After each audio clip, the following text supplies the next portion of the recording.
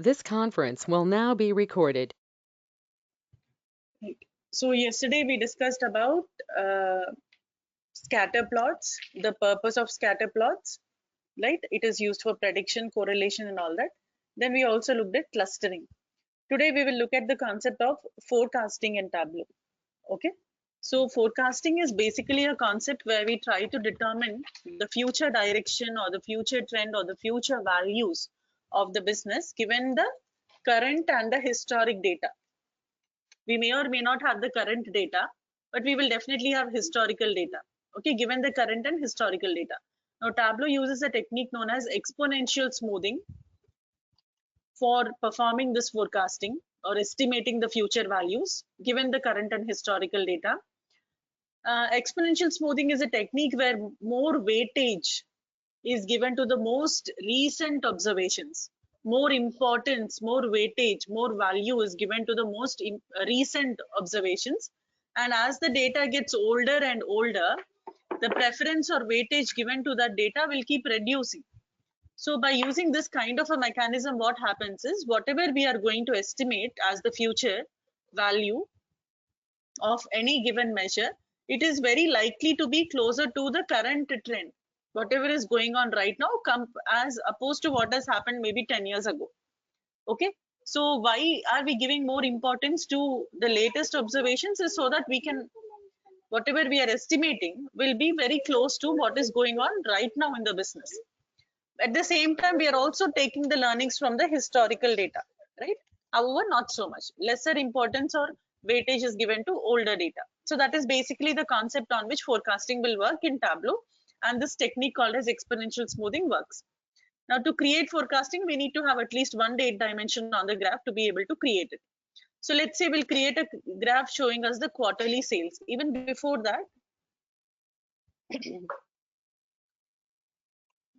yesterday we discussed about prediction, where we are trying to predict the output y by expressing it as a function of the input x, like predict the power output given the wind speed, or predict the weight gained by a person given the calories consumed, or predict the profit given the sales, something like that.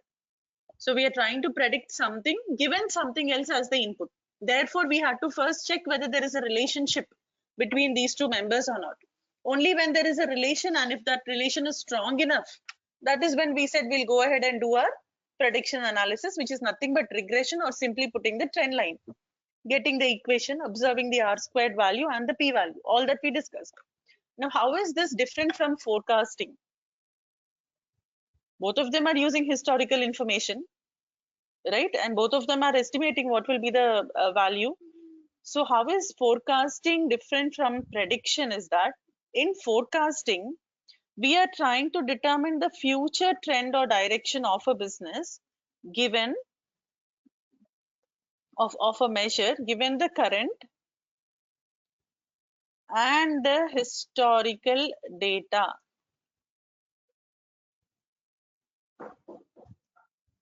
How many ever units of time period that we have in the past, we'll take that. So what is it? We are not trying to determine something based on determine a measure based on another measure altogether. No, we are trying to determine what will be the future of this measure given the current value of the measure and the historical information. Like what will be the profit for 2021 given the profits that have been generated in 2020, 2019, 18, 17 and whatever number of years we have collected the data for in the past. Okay, historical data this is called as. If you have data for the current year, for the current month, for the current, depending on what you're estimating, that would be the current data. Clear? Is the difference between prediction and forecasting different? Clear? This should be very clear. Then we will proceed to actually performing the forecasting and checking everything else. So prediction is where you're trying to predict the output given some other value as the input. Now, when two different variables are involved, you need to check whether there is a relationship between these two variables or not. Then you will proceed further. Forecasting, on the other hand, is something where we are trying to determine the future values, trend, direction of that measure given the current, if available, and the historical data. Okay, and what technique will Tableau apply to perform forecasting?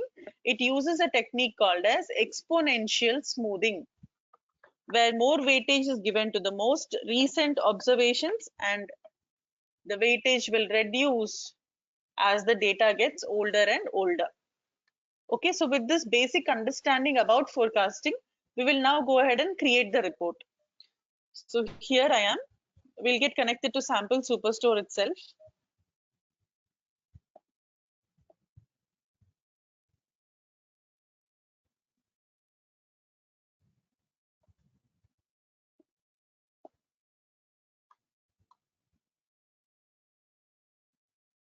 Orders worksheet of sample superstore.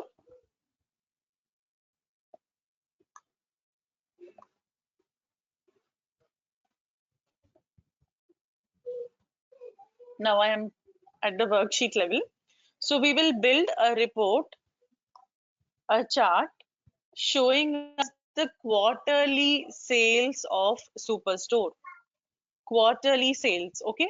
So what shall we do? We will change this date granularity to quarter. Now I'm observe please that I am picking up quarter from the second set of dates, not the first, but the second set of dates. That will give me what chart? What would you call this chart? Discrete line chart or continuous line chart?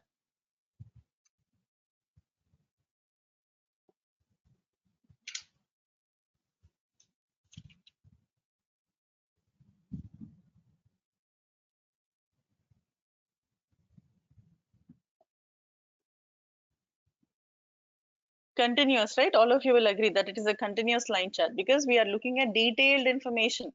We know that when we pick up the date from the first set, we get a discrete line graph, which is more like a summary report, consolidated data from across all the years for that quarter. But when you have a discrete line graph, Tableau will not allow you to do forecasting.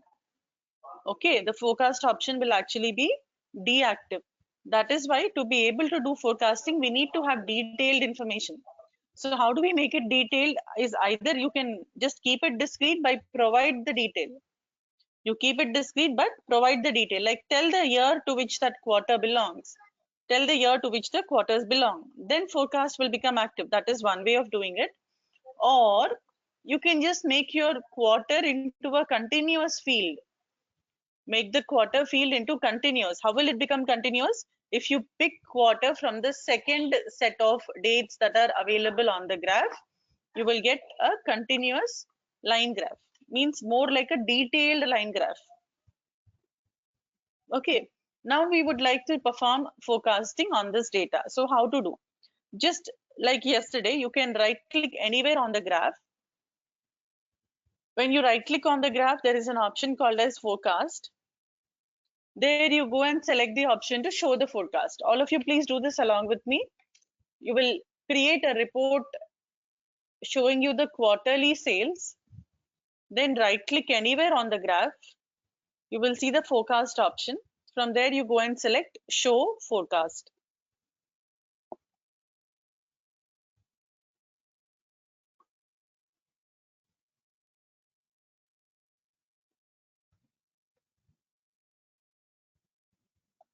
When you do this, Tableau has performed the forecasting and the estimated value is appearing in a light blue color. This light blue line is showing you the estimated values for that measure. Okay, and then we have a band in light blue color that we will discuss about later, but estimated value. Now here something very interesting is happening. If you notice, let me undo that. We have data all the way up to 2014 Q4. We have data for Q4 in 2014. We have that data, okay? And when we go ahead and tell Tableau to perform forecasting, you will notice that it has not taken 2014 Q4 data into consideration.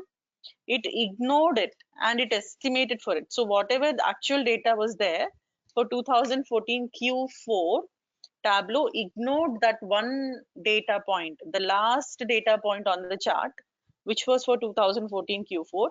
it ignored that data point and it went ahead and it did an estimation for that also. It is estimating what will be the sales for 2014 Q4, ignoring the data that we have in the database for that particular quarter in that year. Then it estimated for 2015 Q1, Q2, Q3, and Q4. Now, why so? Why did it ignore the last one data point and estimate for it when we had the actual data with us? So Tableau is configured in such a way that by default, it will ignore the last one data point on your graph when it is estimating. So after you have done the forecast, when you right click on the graph again and go to forecast, there is something called as forecast options. You will see something called as forecast options. Now, when you select that forecast options, the window which will help you configure your forecasting will come. So forecast length automatically is the next 5 quarters. Tableau has automatically estimated for the next 5 quarters. You can change that to exactly. Now, exactly will give you exactly whatever is the number of units in the time period. Exactly 1 year means 1 year has exactly 4 quarters. Therefore, it is estimated for 4 quarters. So 2014 Q4, 2015 Q1, Q2, and Q3. Okay, it is estimated for exactly 4 quarters, which are present in exactly 1 year. Next option that we have is until. Okay, now 1 minute. Ganesh, check the color of your order date bill.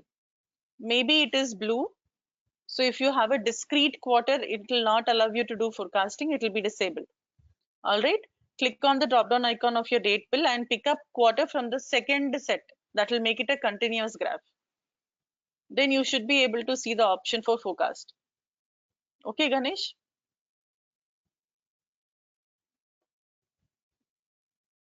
Yeah. Next, until. Until means it will go until the end of the current time period. If we are looking at it, like we have data for up to 2014 Q3. Up to 2014 Q3 we have the data. So it is going until the end of 2014. What is left out? Quarter 4 is left out. So it is estimating for quarter 4 in 2014. It is going until the end of 2014 and estimating for the 1 quarter that is left out over here. Clear? Until the end of that particular year. That's the difference between exactly and until. Exactly means exactly the number of units in that time period. Until means until the end of that time period. Until the end of that time period. Okay. Now, next set, if you come, source data is aggregated by default, it is aggregated at the level of detail on your chart. If you're looking at data that is quarterly sales, estimation also happens for quarterly sales. Next few quarters only. Okay. If your chart is at month level, estimation will happen for different months. If your chart is at year level, estimation will happen for different years. So depending on the level of detail or granularity of data on your graph, depending on the granularity of the data on your graph, accordingly, this will get set up. Okay. The data is aggregated accordingly. Then ignore last one. You can see here. By default, I told you Tableau is designed in such a way that it will ignore the last one data point. Here, that last one data point is quarter. So it ignored the last one quarter. It ignored the last one quarter, which was what? 2014 Q4. That is why it is estimating for 2014 Q4. Why would it do such a thing? Tableau will do such a thing just as a precaution. In the sense, suppose you have current data, you have data up to 2nd July 2020, and using this data, you have to estimate what will be the sales in the next year. Okay, now taking incomplete data for this year, if I go and estimate the sales for the next year, will I get correct information? Or taking the incomplete data for this quarter, if I go ahead and estimate for the next year quarter 3, will I get the correct information? Using 2 days data, I'm telling this is going to be the quarter level sales next year. definitely we will not get the correct information, right? So just as a safety precaution, what Tableau will do is, assuming that we could be working on current data, on latest data, on real-time data, it ignores the last one data point, assuming that we may or may not have the complete information for the last data point. All right. But in this case, is it necessary for us to ignore the last one data point?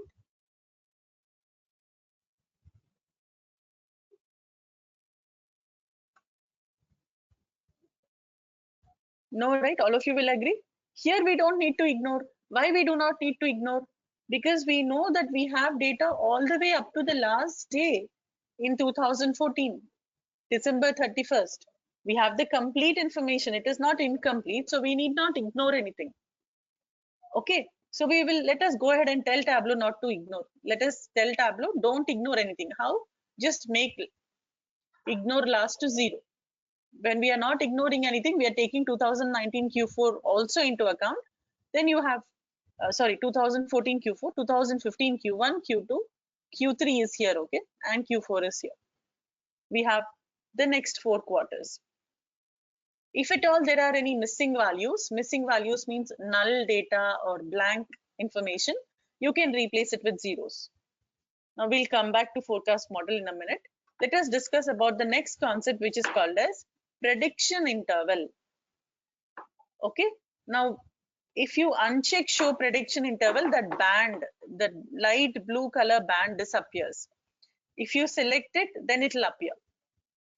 And then you can choose from 3 inbuilt values, when it comes to prediction interval. Okay, you can set the prediction interval at 90%. We can set the prediction interval at 95%. We can also set the prediction interval at 99%. Okay, we can set the prediction interval at 3 different levels, 90, 95 and 99. Now what is the significance and what are we actually telling when we set up the prediction interval at 90%? Now when you make the prediction interval as 90%, okay, you are telling your client, you're telling the business people that fine, I have done the estimation with 90% prediction interval. This is what I have estimated that the sales is going to be. Okay.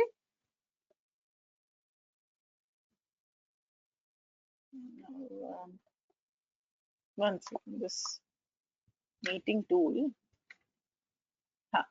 So we are telling that this is what we are estimating is the sales going to be. This is my estimated sales. Here, this is my estimated sales for Q3. This is the estimated sales for Q4. All right. This is what I'm estimating. However, I am 90% sure, 90% is the prediction interval, right? That definitely whatever when that time period comes and it passes and when the sales happens, definitely the actual sales that would happen will be in this range. Will be in this range. Will be in this range. Will be in this range. However, there is a 10% chance that I could go wrong with what I have estimated. Clear? What we are telling Tableau by setting up these prediction intervals is at 90% prediction interval, we are telling that we have estimated that the sales will be so and so value. However, we cannot be 100% accurate that the sales will definitely be so and so value, right? Yesterday itself we discussed no model is 100% accurate. So what we do, we are going to put a buffer. We are telling it will be anywhere between this to this. This upper end is called as the upper prediction interval. This lower end is the lower prediction interval. And overall, this is called as precision range. We are telling that the actual value will be anywhere in between this range. However, there is still 10% chance that it could be beyond what I have estimated. We are keeping 10% room for error.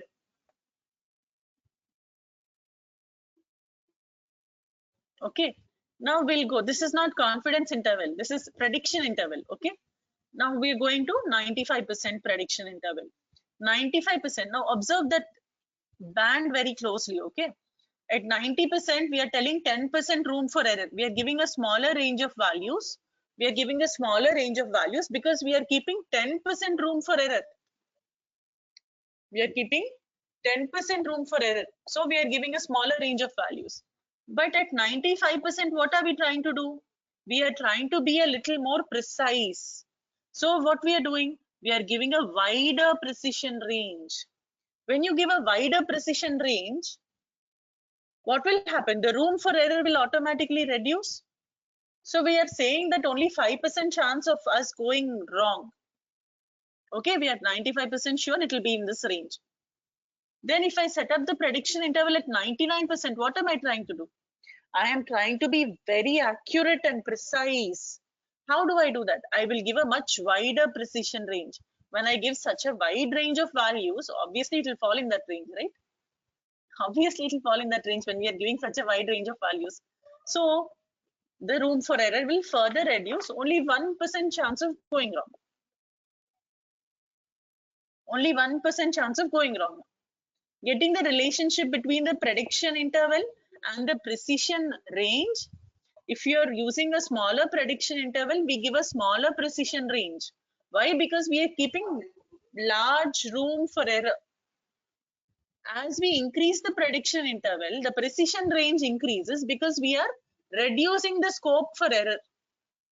99% you want to be accurate, then obviously you give a much wider range. Definitely it has to fall in that range. Still we are not 100% confident. We are telling 99% accuracy we will give you, 1% we can still fail. The estimation could still go wrong, and when the business happens in that time period, there's a 1% chance that the actual sales would be beyond what I have estimated. Okay, so that is how you will work with prediction interval, and that is how it is related to the precision range that you see in the form of a band on the chart. Next, coming to the forecast model. Automatically Tableau will use exponential smoothing method, and data may have trend and may have seasonality. Tableau gets to decide that. Does the data have trend? Does my data have seasonality? I don't have to worry about it because Tableau gets to decide whether there is trend and seasonality or not with automatic. You can change that to automatic without seasonality. What is seasonality? The periodic fluctuations that happen in the data at regular intervals of time. Okay, here without seasonality, it's just giving you the estimated value. Or you can customize the forecast model, decide whether you want to use additive trend and seasonality, or you would like to use multiplicative trend with multiplicative seasonality. You get to decide all these things. If you customize the model, you get to decide these things. Now we need to understand what is trend and what is seasonality. No, there is no principle for selection of prediction interval, Sabahat. The general thing is 95%. Whenever we build, we do it with a default of 95%. That is accepted across many domains. Okay, if you specifically get a request from your client to use a different prediction interval, only then we will go and change it to either 90 or 99. However, we will always keep it fixed as at 95. That's an industry standard, 95. Okay. So we are talking about certain components when we are trying to customize, when we decide to customize the forecasting model, there are certain things, new things that we are coming across. Trend, seasonality. Okay.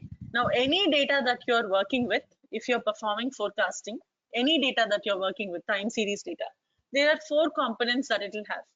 Something called as level, trend, seasonality, and noise. These 3 may or may not be there. Trend, seasonality, and noise are 3 components which may or may not be there in your data. Level is something that will always be there because level is simply the average of the values. So if I have a chart here, each data point here is representing some value, quarterly sales. So average of these values is going to be called as level of the data. So given any data, if you asked a question, will this data have level? Your answer is always going to be yes, the data has level. It always has level, which is the average of the values, whether or not, depending on whatever chart you create. Okay. Trend is something which may or may not be there. There is an upward trend. There is a downward trend.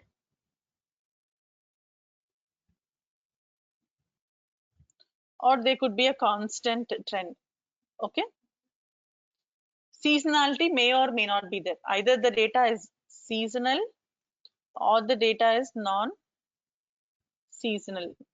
Noise may or may not be there. Noise is that one-off component which comes momentarily, it interrupts the regular flow of the business and then it goes away. Like for example, a natural calamity.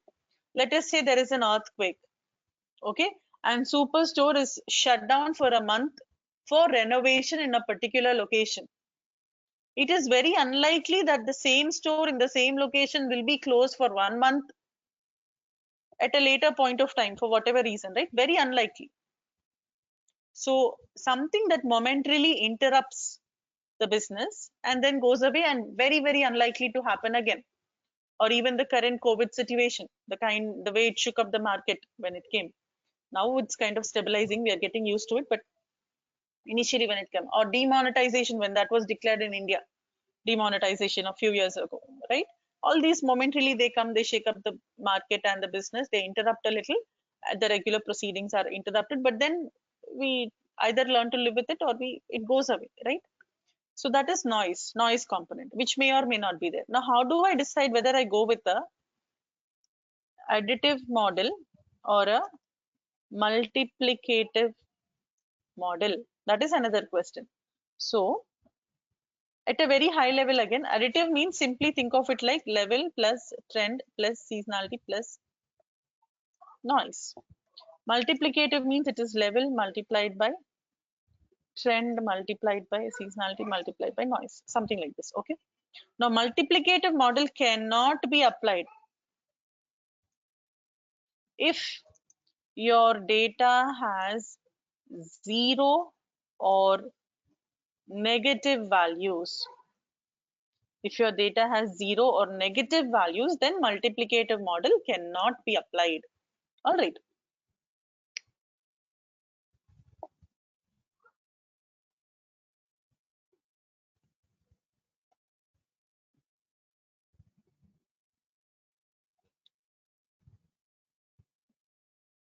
So we talked about trend. Level, we know level is simply the average of the value. So all the charts will have level. It's the average of the values. Then we talked about trend. Trend, I said it can be upward or it could be downward or it could be constant. So when you create a graph, overall, if your graph is, kind of like this, we can say it is a constant trend. Okay. And when you create a graph, overall year over year or month over month or quarter over quarter, if your data is moving upwards, we say there is an upward trend. There's an upward trend. Overall, if your graph is going down like this, then we say there is a downward trend. Okay. Then seasonality. Here, if I break this data into regular intervals of time, seasonality is not simply the fluctuation happening in the data. It is uniform or regular fluctuation happening at regular intervals of time. So if I break this data, you see the pattern here does not match with the pattern here, which does not match with the pattern here. This does not match with the pattern here. This would not match with the pattern here. So even though there is a periodic rise and fall, it is not consistent, right? Then we say that the data is non-seasonal. Even here, no matter how I break the data, if the same pattern is getting repeated, then we say the data is seasonal. Otherwise, it is not. Here you take on the other hand, suppose I break my data like this. Almost the same pattern getting repeated everywhere. Like U shape, again another U shape, another U shape, another U shape. Or suppose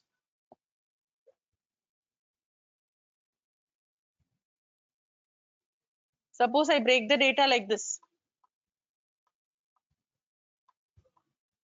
right? So no matter how I break the data, regular intervals, when I break it, if the same pattern is getting repeated, then we say that the data is seasonal. Then we say that the data is seasonal. Periodic rise and fall is happening. Okay, that is about trend, and that is about seasonality. Okay, then when do we go with additive and when do we go with multiplicative? So suppose I draw a line joining all the peaks in the data, just an imaginary line, and an imaginary line joining all the troughs in the data. If the magnitude or bandwidth is constant from the begin to the end, if the magnitude or the bandwidth is constant from the begin to the end, then we can go with an additive model. So here also you see, if I were to join all the peaks and if I were to join all the troughs, if the magnitude is constant from the begin till the end, then I would say that my data is additive and I'll apply an additive model on that. On the other hand,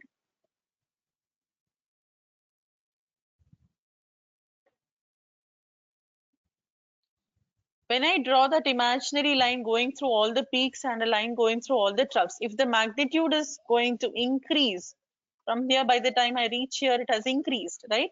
Then we go with a multiplicative model. Same here also. We go with a multiplicative model. We go with a multiplicative model. Okay. So that is how you decide whether your data has trend or not, whether your data has seasonality or not, and whether you should go with an additive model or you should go with a multiplicative model. Level will always be there. Noise will be like momentary. There will be some flat line or interruption, and then again the same pattern will continue. Okay. So that is about forecasting, the model that we use and how we perform it. Now, what if I want to do a monthly forecast? Then I will have to create my graph that will be at month level of detail. And remember to make it a continuous month. Okay. Now, when you do the forecast, what do you think will happen? Tableau is definitely going to forecast for the next few months. December, January, February, March months. So data is already always aggregated depending on how you have created your chart. Chart is at month level, so it is estimating for the next few months. Chart was at quarter level, it estimated for the next few quarters. All right. Now, let us say you are happy with the way you have set up the forecast and the model, everything is fine. You also have estimated and you are showing your estimated values there. Now, let us say you want to show the range indicated by this band. The range indicated by the band. And what is that range called as? Precision range. Precision range you would like to show now. Then how to do that? How do I show the precision range? I can see the estimated sales. I can see the estimated sales, but I would like to see the precision range also. From here to here, what is the range of values that I'm dealing with? Then what you do is, please observe here and then you can replicate. Take sales, drag and drop it on the tooltip shelf. I want to show that information on the tooltip. Okay. So I took sales and I put it on the tooltip shelf. This is the icon for tooltip. And if you see an arrow mark represents that we have performed forecasting.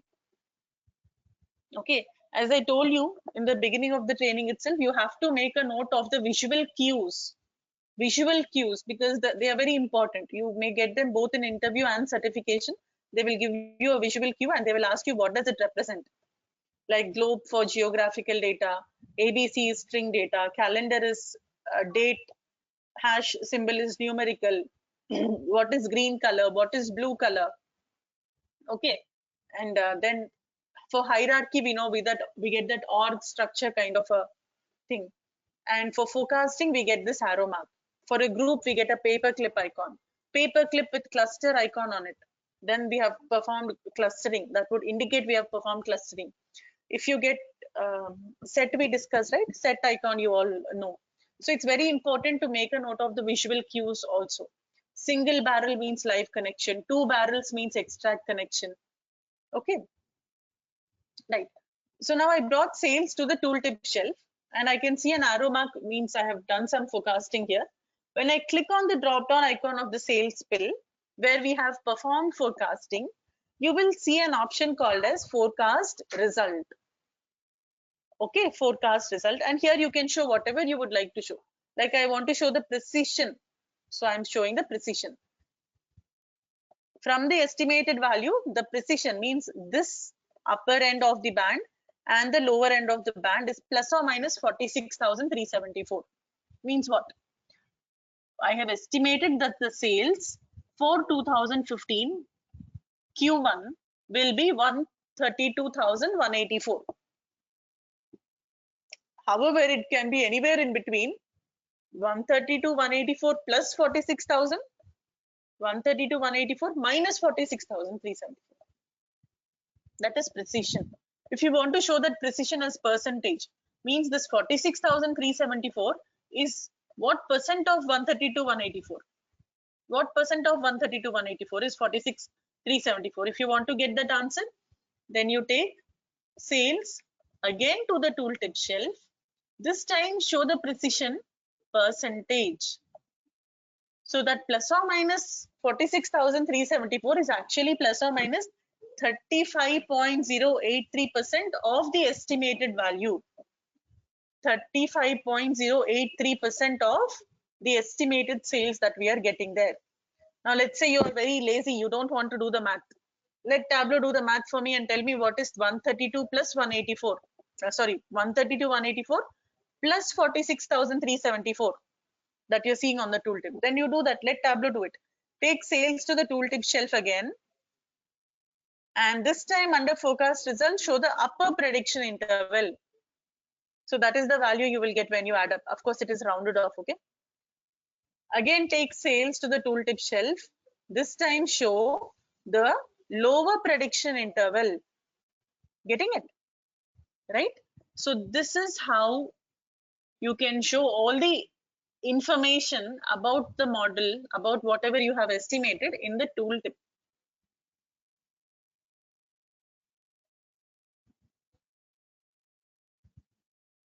How many ever times you want, you bring that field there and whatever you want to show, you show. Now the quality of the prediction, another thing, quality of the prediction is also there, quality.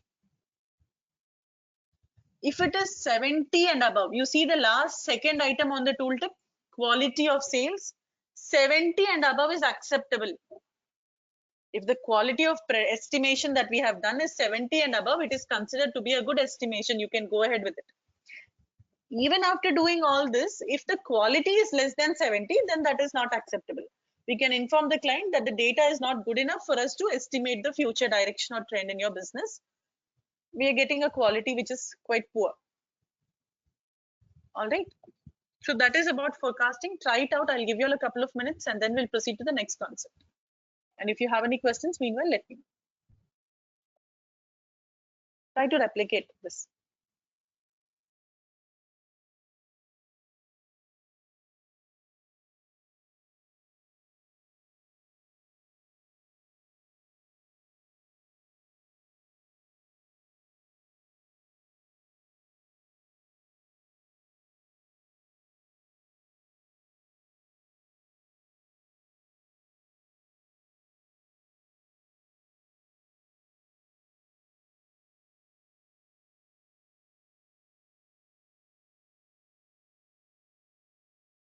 So these are slightly advanced concepts actually.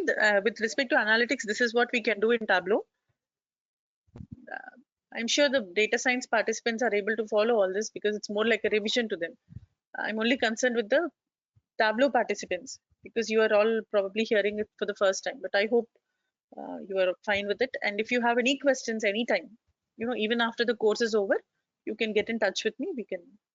I'll help you out. It's not an issue.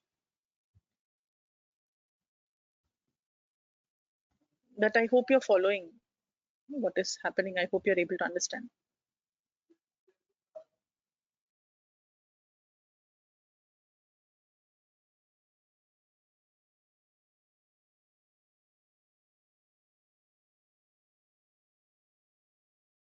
Okay.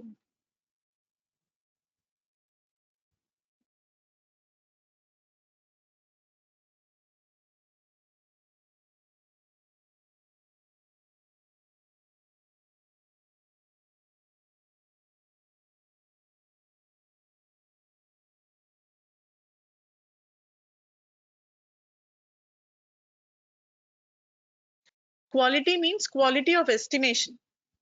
How reliable is your estimation? If it is greater than 70, again Tableau will internally compute it depending on how good the data is and how much reliable what we have estimated is. Tableau will tell you what is the quality. Above 70 is acceptable. Okay, Vivek? Above 70 is accepted across all the domains. Industry standard again. Like 95% confidence interval, 95% prediction interval are industry standards. Similarly, quality of 70 and above is accepted.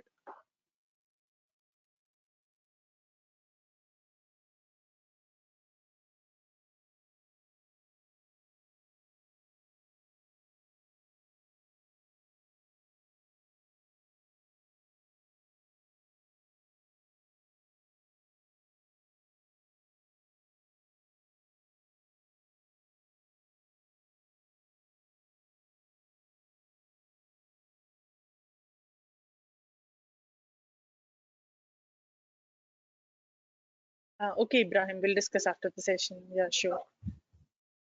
No, it's just like say on a scale of 0 to 100, quality is 80.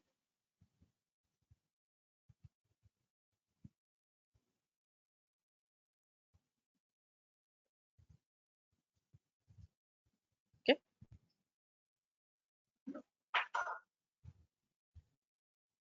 Forecast length, source data aggregated by, prediction interval, clustering we completed. Next comes distribution analysis.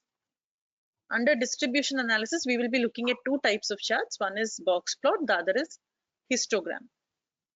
For histogram, you will have to use coffee chain data for the hands-on activity. Okay. Now, first, let us understand what is distribution, what is frequency distribution, and then we will try to understand what is a histogram and why we need to even create it.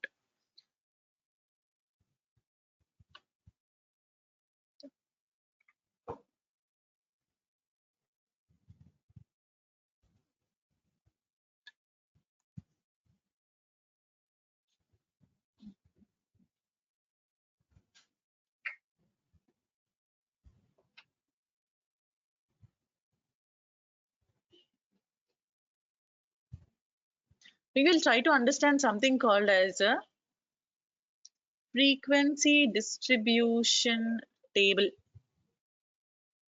Okay, and then we will try to plot the information in that table in a graph format. We will try to represent it visually. That would be a frequency distribution plot called as a histogram. Okay, it is nothing but a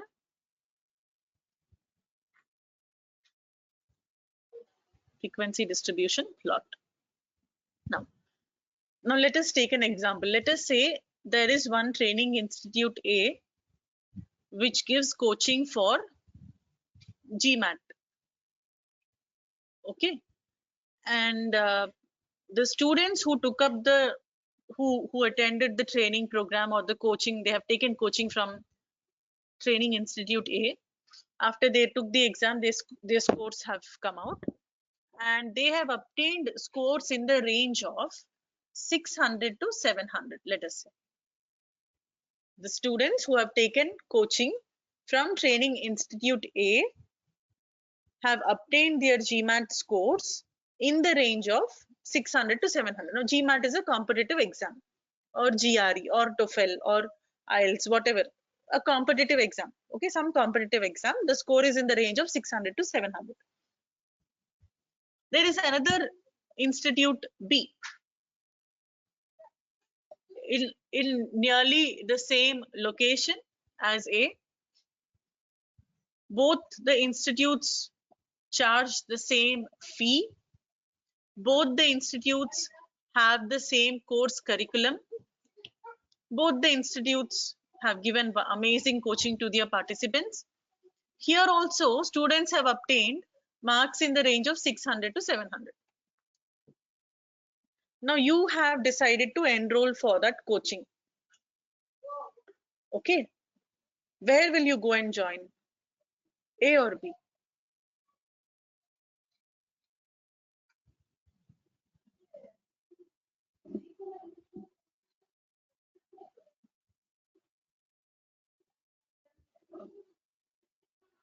Will the information I have given be sufficient for you to make that decision? Do you think you have enough data to decide where should I join? No, because I'm telling both of them are located in the same place, same neighborhood. Both of them have the same fee. Both of them have the same course curriculum. And when you look at the performance of their students, both the coaching centers have students who have obtained marks in the same range, 600 to 700, 600 to 700. Now, how do I decide which one is actually good? Where should I enroll for the program? Right? So we will break this data into smaller components, smaller range of values. We will break this data into smaller range of values. So I will use something called as a bin size or interval size or bucket size, anything you can call. I'm using a bin size of 10. Bin size 10 means at a time I will observe a range of 10 values and I will try to get the count, which is nothing but the frequency of the number of people in that range who obtain marks in that range, the number of observations in that range. Right, number of observations in that range in this example is what? Number of students who have obtained marks or score in that range. So what is the first range of values I need to consider here?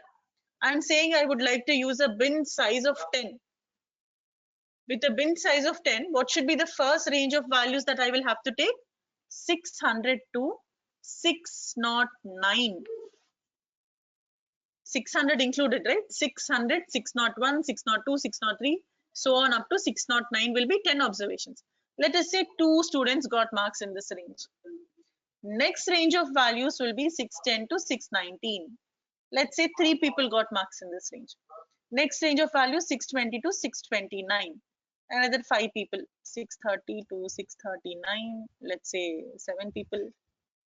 Then 640 to 649. Let's say 10.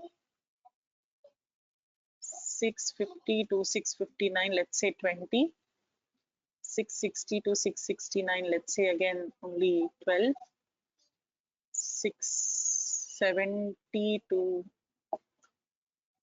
679, right? Let's say 5.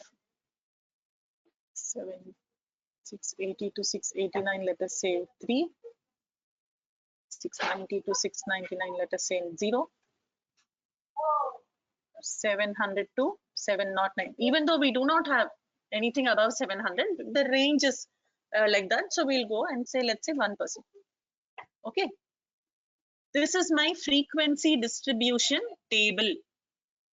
Now, when I take this information and convert it into a chart, that frequency distribution plot that I'm going to come up with is called as a histogram.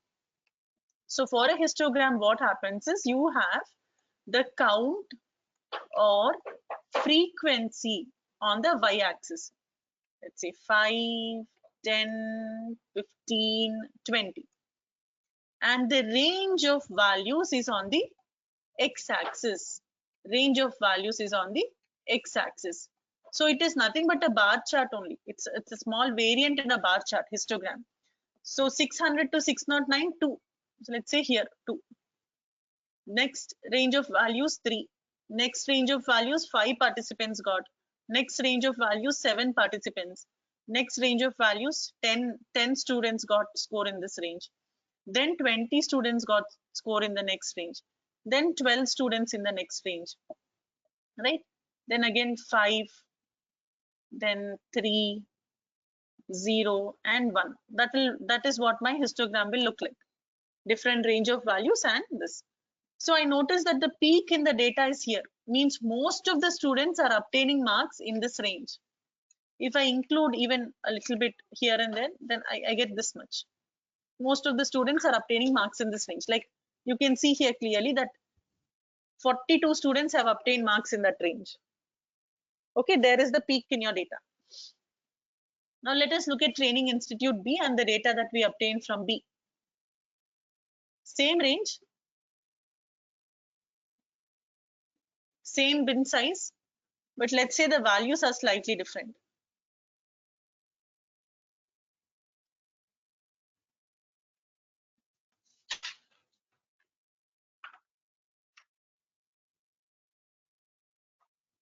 Okay, so if I plot this in the form of a histogram, what will happen?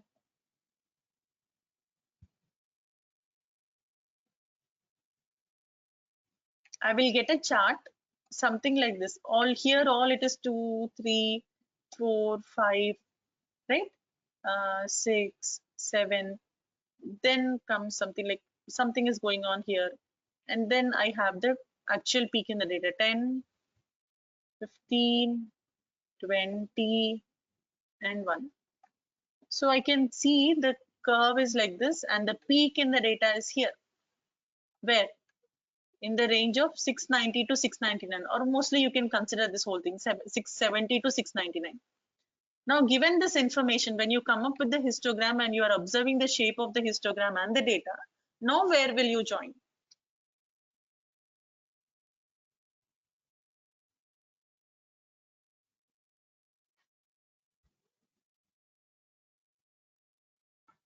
Right? Given the entire criteria is the same, now we have enough information to understand that Training Institute B, the students who have taken coaching from Training Institute B, they are getting, most of them are getting marks in a higher range, 670 and above. 670 and above, compared to Training Institute A, where most of the people are getting in the range of 640 to 660, something like that. So we will prefer Training Institute B. So you are further granularizing the data and analyzing it in such a way that you can take informed decisions about the business. All right. So this is a histogram. This is frequency distribution, actually. The concept of frequency distribution, why we need to do it, how it will help us, and then when you transform it into a plot, what is it that you get? Frequency distribution plot called as a histogram. Okay, I hope the concept is clear. Now with this understanding about a histogram, let us create a histogram in Tableau. Creating histogram in Tableau is extremely easy. Just get connected to Coffee Chain data source, whichever version you're having. Excel, Access, it doesn't matter. Get connected to Coffee Chain, all of you, please. We have some nice data there and we can draw a lot of meaningful inferences with that data. Whatever version of Coffee Chain you have, get connected to it. I'll give you all a minute and then we will discuss how to create a histogram.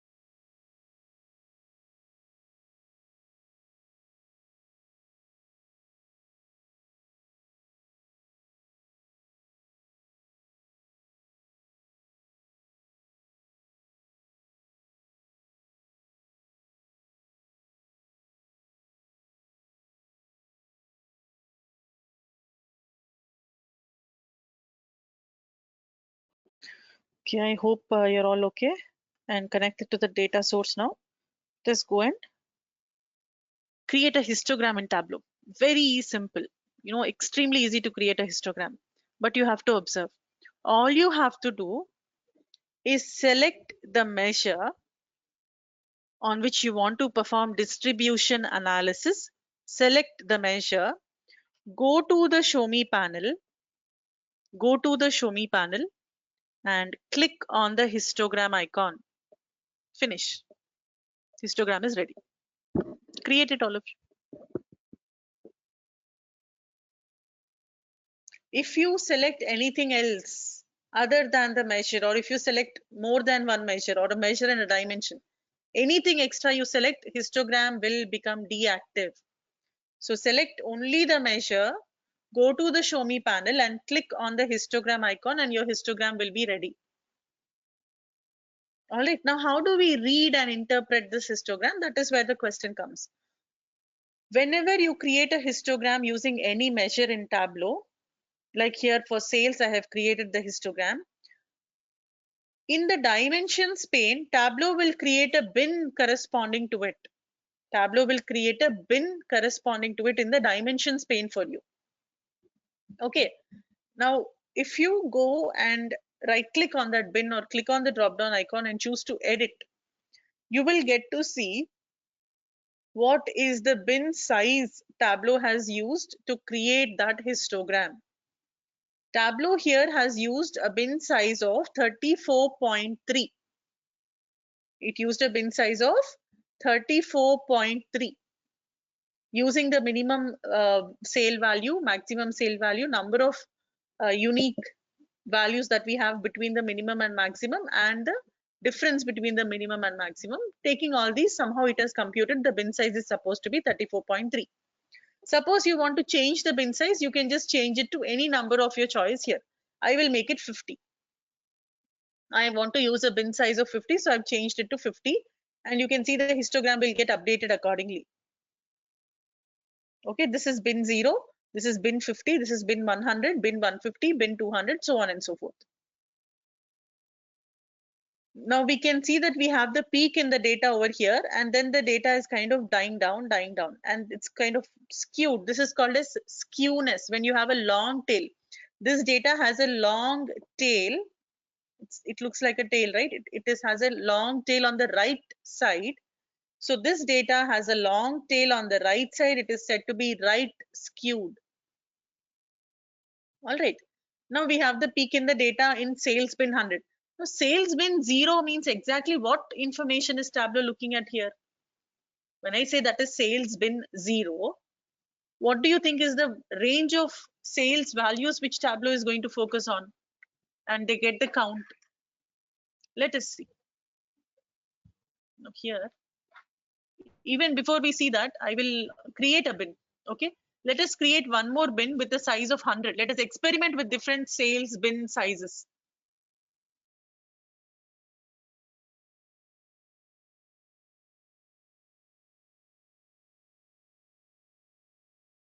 So when you go to that measure and right click on it, there is an option to create a bin. All right, we can create a bin on measures. We can create a set on dimensions. Group can be created on both measures and dimensions. So we want to create a bin. I will give the name to that bin as 100, and I will use a size of 100 for the bin. I'm using a bin size of 100. Create it, all of you.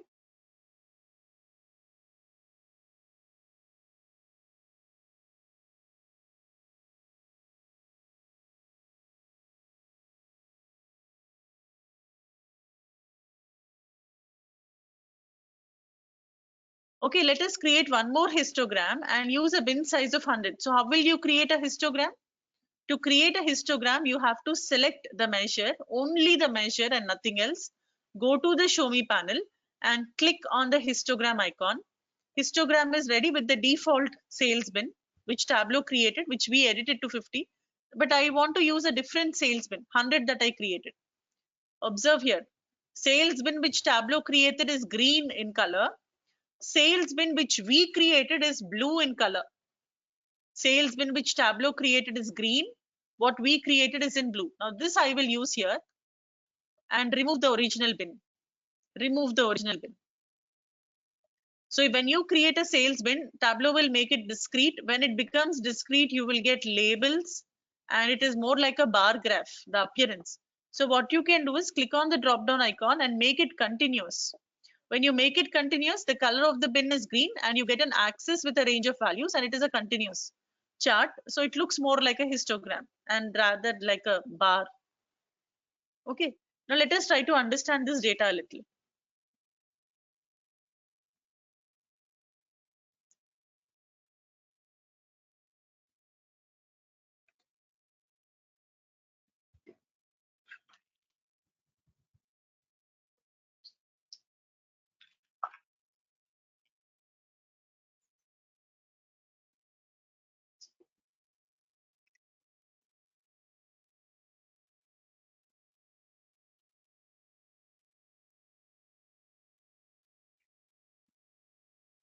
Okay, you see sales bin 0.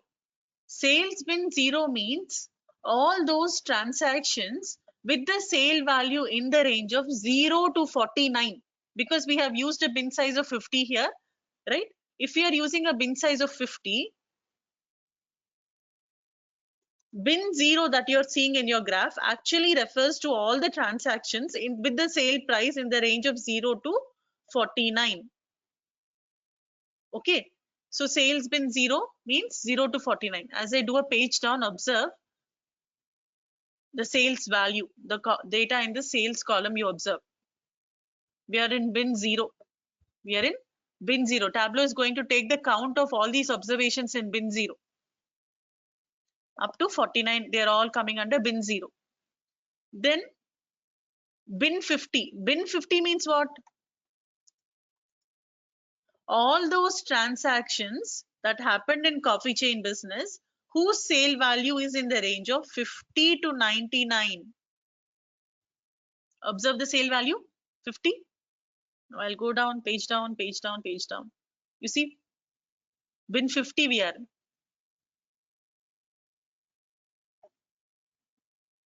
Up to 99 they are coming under bin 50. Okay, where this I'm talking about, where we have used a bin size of 50. What about the other one where we have used a bin size of 100? Sales bin 0 means, in that case, sales bin 0 means all the transactions in coffee chain whose sale value is in the range of what?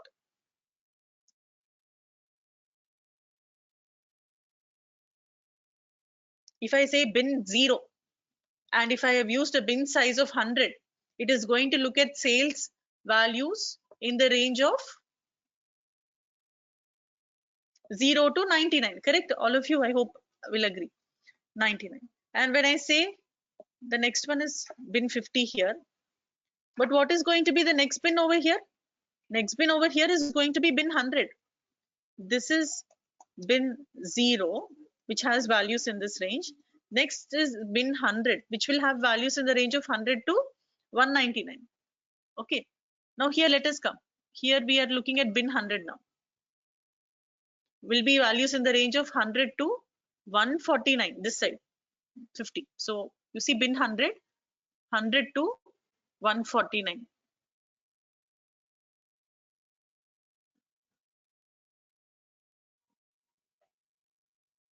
149. It's coming under bin 100. The moment the sale value increases to 150 in bin 50, the moment the sale value is 150, it goes into bin 150. But for bin 100, it is still 100 only. Okay, this is changing to 150. So this is bin size 50 here. Here we are talking about bin size 100. 100 to 199 will be in bin 100 only. So this is still 100. But this changed to bin 150 because this is 50 size. Okay, I hope I'm not confusing you all. 150 will have in the range of 150 to 199 and so on and so forth. I hope there is no confusion. Is it clear? Depending on the bin size that we put, accordingly Tableau is taking the observations there. It is getting the count or the frequency of the observations there. Okay, now we have tried two different bin sizes and we got this kind of histogram, and we noticed that no matter what bin size we are using, we have a long tail on the graph which we cannot get rid of. Long tail is there because the data is such. What does it mean? What does it mean if the peak in the data is over here? What am I getting out of it? We created a histogram on the sales data of coffee chain. What is it that we are getting out of it by creating a histogram? What inferences are we able to draw from here? How do we read this chart?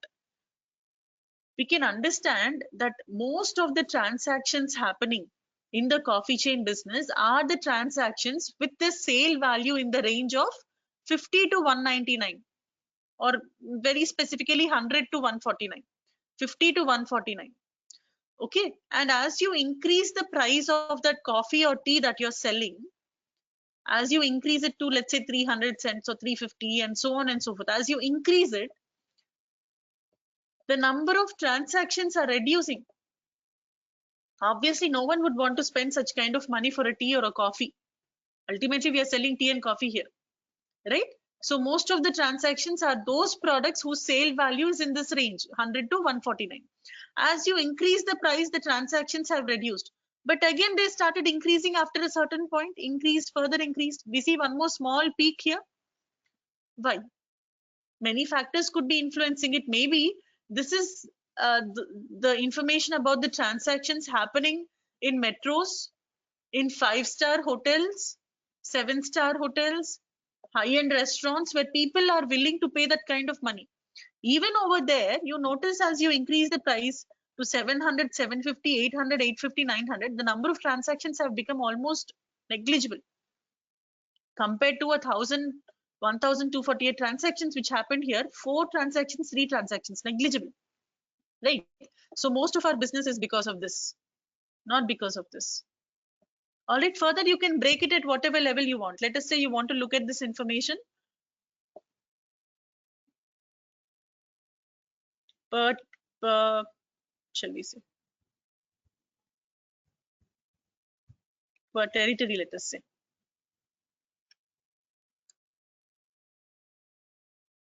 Territory, what is going on? East territory. So central territory, nobody is willing to pay more than 700. Last transaction stopped there. East territory, okay, south territory and west territory. Mostly in west region, you have people going up to here. East also. Getting it? So you can further analyze your data by also breaking it at any dimension level of detail. But after you have created the histogram, you bring it to the color shelf. Then you can see the histogram broken like that. Now what if you want to further customize your histogram? You're not happy with this long tail here. You want to get rid of the long tail. When you present your data to the client, you somehow want to remove the long tail, or not eliminate the data, not filter out the data, show the data pertaining to the long tail also. However, cut it short, cut the tail short. So what I'm trying to say is this: up to 400, I'm okay with it. Up to 399, I'm okay. If the sale value is 400 and above, up to, let us say, 600. Okay, total count of sales we have here is 268. 268.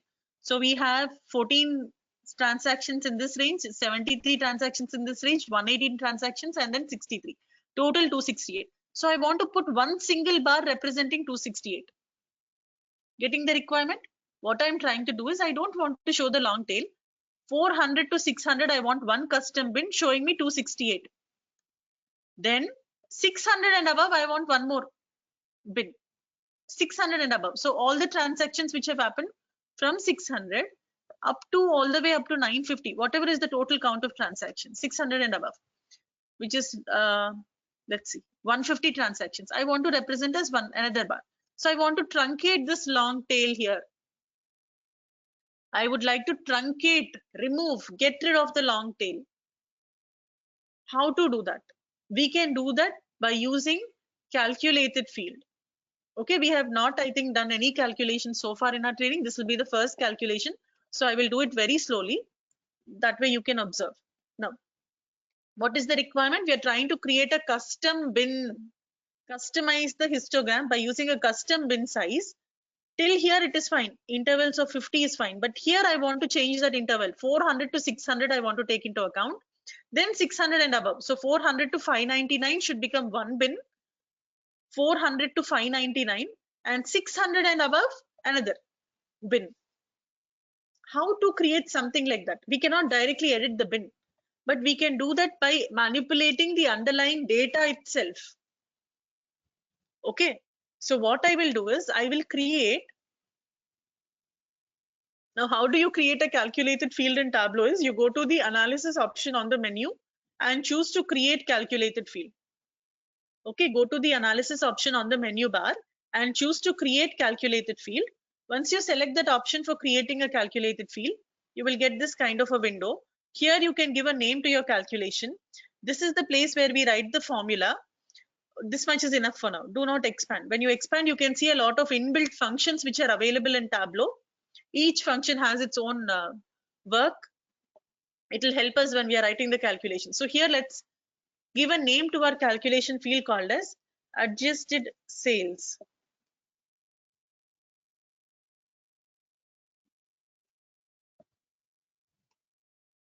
Adjusted sales. I'm going to adjust the sales itself now.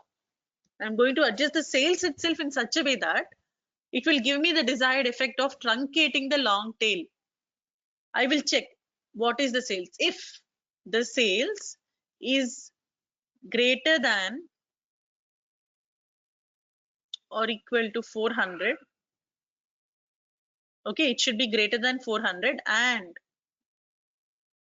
the sales is less than 600, then I will replace it with 400. Wherever the sales is greater than or equal to 400 and less than 600, all such transactions I'm going to replace the original sale value with 400, because I'm not interested in what is the original sale value. I just want to bind them together. Count is what I'm interested in. So I'll replace everything with 400. Else if the sales is greater than 600, greater than or equal to 600, let us say.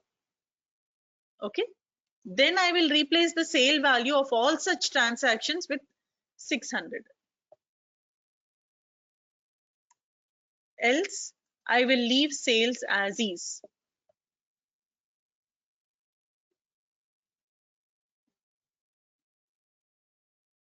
And end. So this formula I will send you on the chat.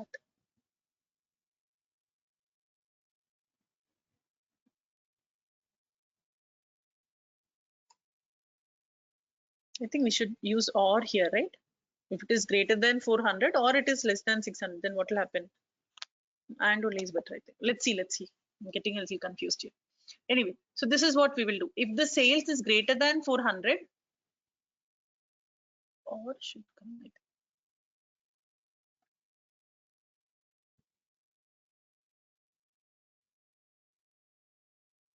customizing is not there in school. Okay, no problem. Let's try if it is and is correct. Okay, let's see. Do this, all of you. Please create this calculated field. I sent you the formula, create it, and you should be able to see the message, the calculation is valid. If you don't see the message, calculation is valid, that means there is some error in your formula. If there is any error, Tableau will prompt you there and then. So syntax wise, Tableau will check very thoroughly. Okay. So when you're writing a calculation, at least syntax wise, we can never be wrong. If we are wrong, it'll throw an error there and then. Logic, we have to be careful. Okay, hope all of you are ready with this calculated field. Now click on OK.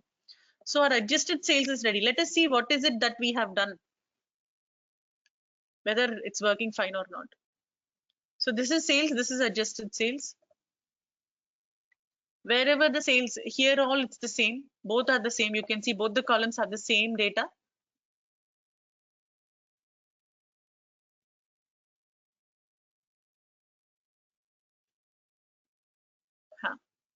Then what did we do? If the sales is greater than or equal to 400, we are saying that we're going to replace the sales value with 400. Happening? 400 it got replaced. Up to where it will get replaced with 400? Up to this. And if the sales is greater than or equal to 600 and 600, what did we say? Use the sale as 600. So for all the values above 600, it is getting replaced with 600.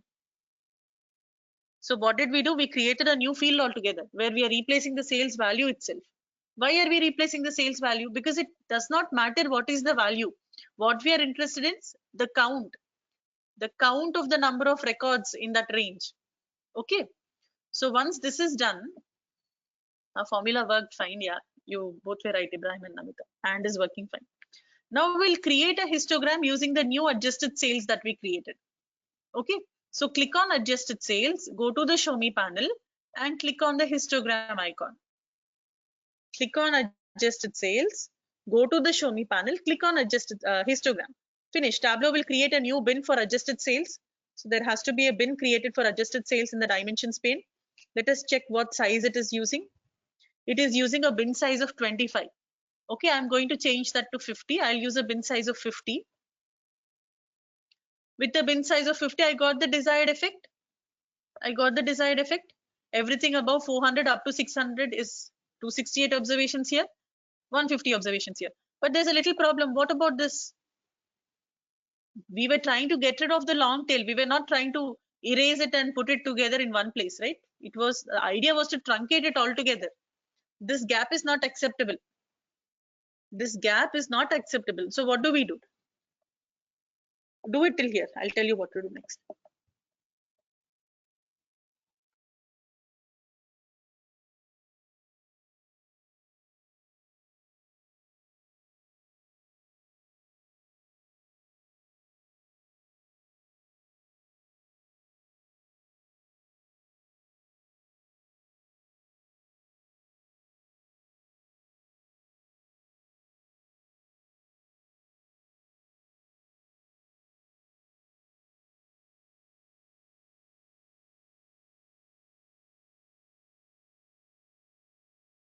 Okay, I hope all of you are able to do it till here. I don't see any questions, so I'm taking it that you're able to do.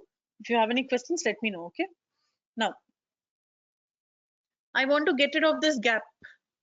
How to do that? You go to adjusted sales bin, okay, and make it discrete. Make your adjusted sales bin discrete. When you make it discrete, you will get it like more like individual bars like that. Okay, so what to make it look like a histogram again, go to the size shelf and increase the size. It will look like a histogram. A proper histogram looks like this. Okay, first thing is you will convert your adjusted sales bin to discrete. You will get more like vertical column chart. Click on the size shelf and increase the size by taking the slider up. You will get a graph which looks like a histogram. This is a histogram. Okay, and now it also looks like a histogram rather than discrete bars. Now you go to the sales bin on the columns shelf and uncheck the option show missing values. So when you uncheck the option to show the missing values, what happens is that gap is gone.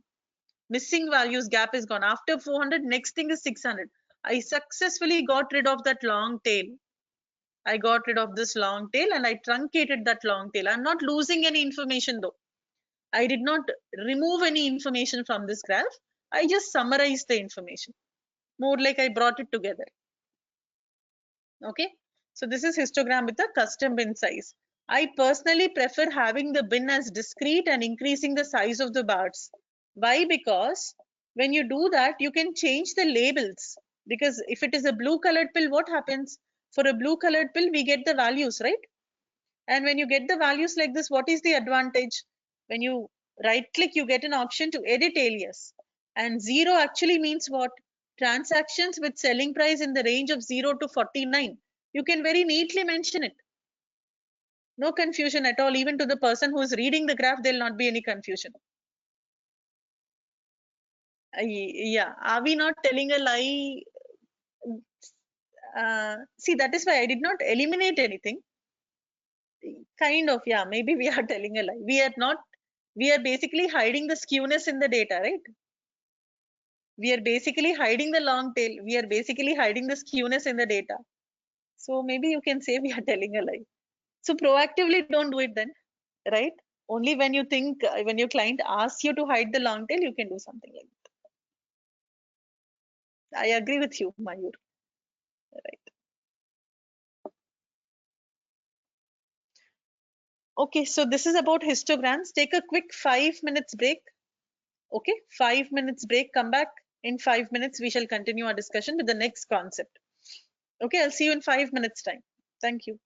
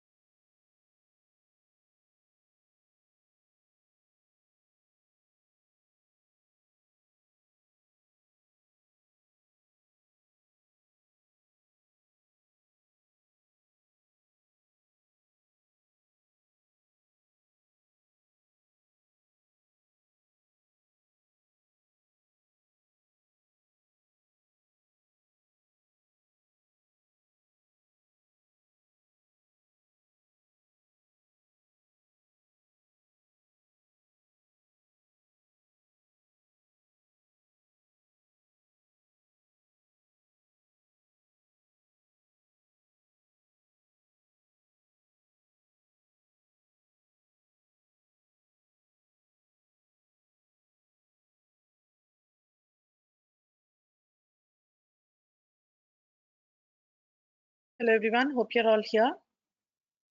Okay, Mayu, you're saying that maybe we can tweak the axis a little.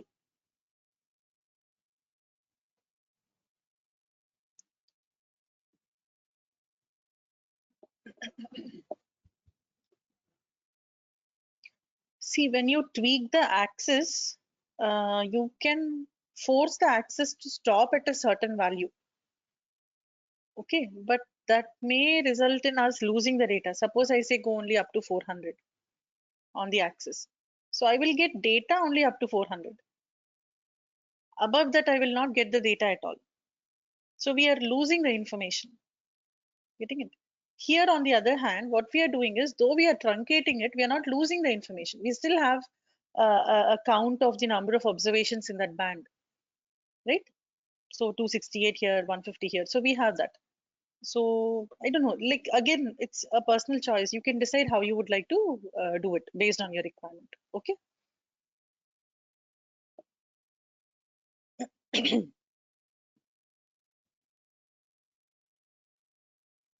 All right.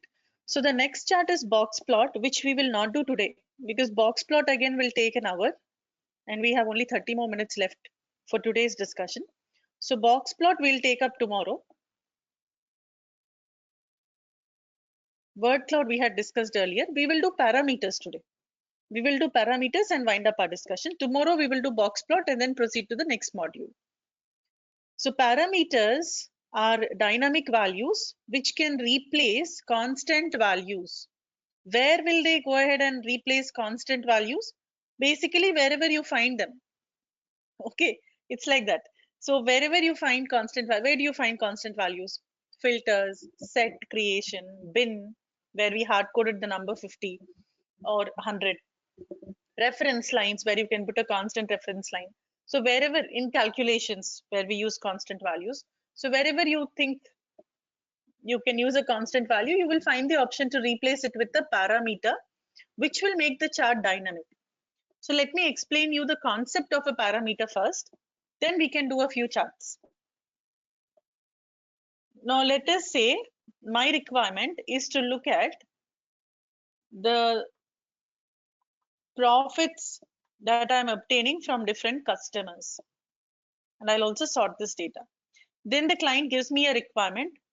Give me a report with the names of the top 5 profitable customers of the business. Top 5 profitable customers. I would like to give them a reward, as a token of appreciation for being profitable customers. So we say, okay, you want top 5 customers. I'll do it with a filter there. Directly, I'll go to the top tab and tell that I would like to look at the top 5 customers based on their sum of profit. Job done. I will give this report to the client. Now the client says, okay, we have seen a lot of profits this quarter. We're doing really well. We would like to reward top 10 customers. I want to give away a gift, a token of appreciation to top 10 customers. Now again, the report comes back to us, the workbook. We will go edit the filter and change that to top 10, and we will submit the latest report with top 10 customers. Now they say we are looking at a loss. COVID situation, we are looking at a loss. We cannot give reward to top 10 customers. Give me top 3. I will reward only top 3 now. Again, the workbook has to come back to us. Again, we have to go and edit that filter and change that number 10 to 3. So you see how for such a simple request of being able to look at top 3 or top 5 or top 10 or top 20 customers based on the choice, based on the current situation, the client or the business people are always approaching Tableau developer for it, for such a simple requirement. And Tableau claims to be a self-service BI tool. What is a self-service BI tool? Basic things you should be able to do by yourself. You don't need any training on that tool. You should know how to interact with the tool, that's all. Okay, and for such simple requirements, if there's going to be so much dependency and back and forth the workbook goes, then people may not appreciate it or like it so much. Yeah, DIY, do it yourself tool, correct. So what do? Is we will, instead of hard coding the number, instead of hard coding the number as 3 or 5 or 10, instead of putting a constant value there, we will make it a variable. We will make it a variable, something for which we will give the input. The input will vary depending on whatever we choose. So we will make it interactive. Okay, so the dynamic value is called as a parameter. Here I see there is an option to enter a constant value. If I click on this drop down icon, there is an option to create a parameter. Tableau is amazing. Okay, wherever you see the option to enter a constant value, if you find that it is a drop down, you will definitely find the option to create a parameter. So all you have to do is choose that option to create a new parameter, select it. Okay, and you can give a name to the parameter. Let me call this as top n. Now again, Tableau is doing a good job here. How did we come to this window of creating the parameter? We came through the top tab present in the filters window. What is the purpose of top? Purpose of top is used to set up a limit on the number of data points that we would like to see, right? It is going to set up a limit, which can definitely not be a floating number or a string value or a date or boolean. It can only be a whole number in the sense integer. So you see how it has frozen the data type to be integer, right? Now current value is 3. What we are looking at the graph is 3. Allowable values, let us check. I will use current value as 5. Current value means initially when your report gets loaded, what is the number of data points you would like to see there? In this case, what is the number of customers you would like to see there? 5. And I will allow all values on the parameter. So I'll just click on allowable values all and OK and OK. Now the parameter which will get created goes into a new pane called as a parameters pane. And it also is displayed automatically here for us on the top right corner of the screen. Current value was 5, so we are looking at 5 customers. I can change that to anything. 1. Give me the topmost customer. I can make it 12. Top 12 customers. I can make it anything. Like I can even make it 1,000. But if I make it 1,000, will Tableau be able to give me 1,000 customers? In this case, no, because Superstore has only 793 customers. Where will it get 1,000 customers from, right? It cannot just create customers for us. All right. So even if we have given a number that is not valid, even if we have given a number beyond the valid range that we have, Tableau will not throw an error or give you a warning. Instead, it will just give you the maximum possible. It will give you all the customers. All the 793 customers are here, all the way from Tamara Chand up to Cindy Stewart. Okay. So allowable values means your parameter will come up in the form of a type in, where you can type a number or a value of your choice. Accordingly, the chart gets updated. Now, let me edit that parameter. We can also use allowable values as a list of values. Allowable values as a list of values. Yeah, it will be interactive from end user, correct.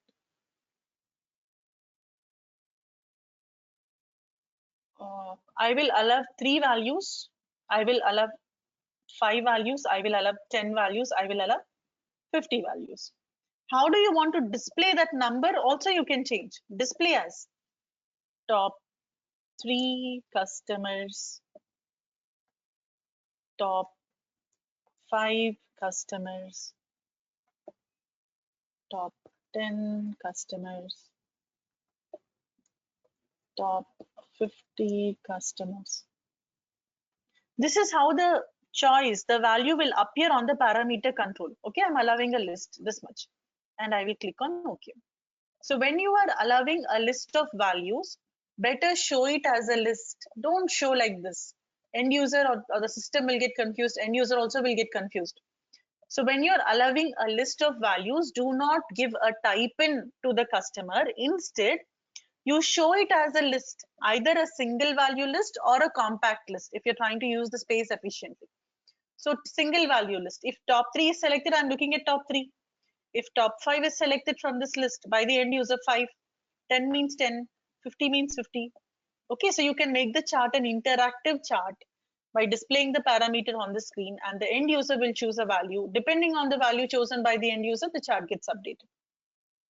Another way in which we can decide or allow what values to show on the parameter control is we can allow a range of values. We can also allow a range of values, minimum, let us say 5, maximum 50, and then you can choose whether you would like to give a step size or not. And then you can also give the step size, 5 I'll give. Okay, we can also allow a range of values. Okay, let's see now with range. When you use allowable values as a range of values, your parameter comes up as a slider. I said minimum 5 and maximum of 50. And I used a step size of 5. So you see, after 5, the next available number is 10. Why not 6 or 7 or 8 or 9? Because we have used a step size of 5, which means it will go in multiples of 5. After 10, 15, then 20, then 25, then 30, so on and so forth. So we are going in multiples of 5. That is the purpose of step size. All right. That is a parameter basically.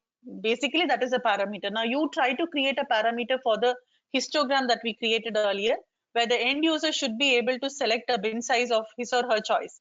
Bin size of 50 or 100 or 150 or 25 or 125, 75, anything. Make it parameterized. Do it as a homework, okay? Don't do it now. You can try it yourself. Then let us look at some examples here. Okay, now let me change the requirement. My requirement is not to see only the top 5 or top 10 or top n. No, I want to see all the 793 customers. However, highlight the top n in a different color. Represent the top n in a different color. Now, how to do that? Any thoughts on how we can do that? I want to keep all the customers on the graph. However, I want to represent the top n, be it 5 or 10 or 15, whatever the end user is choosing on the parameter. I want to represent those many customers in a different color.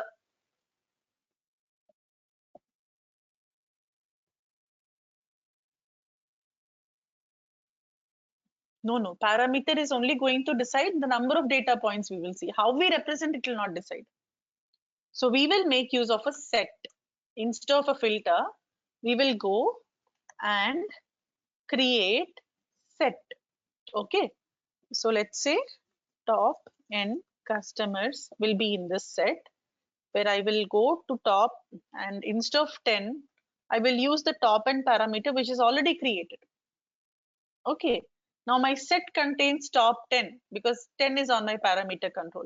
When I take this to the color shelf, my 10 will be in one color, rest of the other color. Suppose I reduce it to 5. Top 5 in one color, rest of them in another color. 15, 20, anything you can give. Accordingly, you can see the color of the marks changing. So parameter can also be used with a set. Parameter with a bin, you try as homework. Now we will see parameter with, what else we have? Let's see. Parameter with reference line we will probably have. Yeah. Parameter with reference line, and then parameter in a calculated field we will see.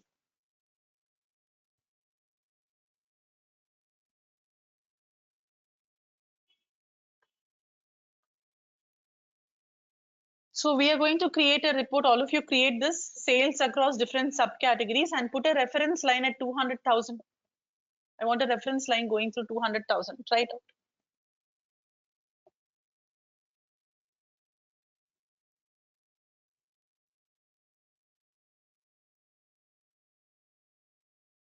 Or maybe I'll show it to you. Okay, we'll do it together. How do you put a reference line? Is you right click on the axis and select the option to add reference line. Once you select that option, you will get the window which will help you to create a reference line. I want a reference line which is supposed to be parameterized, not at a constant value of 200, but it should be moving depending on what the end user selects. So I can have the reference line at 200 or at 250 or at 150 or at 300, anywhere. But I want that to be a movable reference line. Dynamically, it should change. So in that case, what you have to do is when you click on this drop down icon of the value field, there is an option to create a parameter there. Now you all try it out. Create a parameterized reference line that could vary from 100,000 to 300,000. So how will you do? You will check or select this option to create a new parameter. Now how did we reach this window of creating a parameter? From within the reference line window. And reference line is built on what axis? On continuous axis. Continuous axis means decimals also allowed. So you see it has fixed the data type as float. Okay, Tableau has frozen the data type as float. You can give it a name. Let us call this cutoff or goal or target.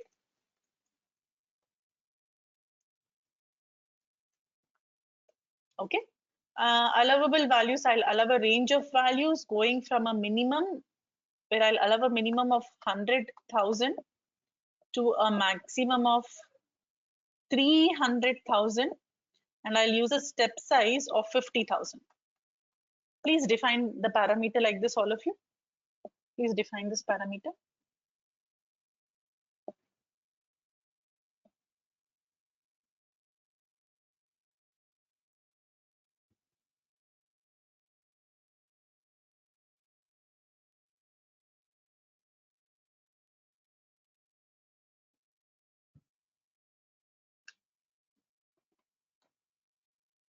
Define the parameter.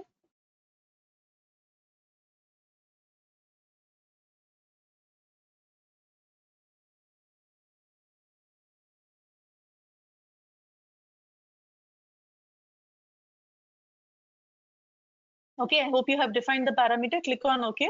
So now we are getting a reference line based on the cutoff or the goal or target that we defined. The parameter will appear on the top right corner of your screen as a slider because it is a type in. Now when I increase it, now you see how the line is moving up to 150, further it goes up to 200, further it goes up to 250, then it goes up to 300. You see the line moving? Okay, depending on what you set up here. So that is a parameterized reference line. Parameterized reference line. Now let us take this requirement a step forward. All those subcategories whose sum of sales is greater than the goal or the target given, they should appear in a different color. And the subcategories whose sum of sales is less than what is given on the goal parameter should be in a different color.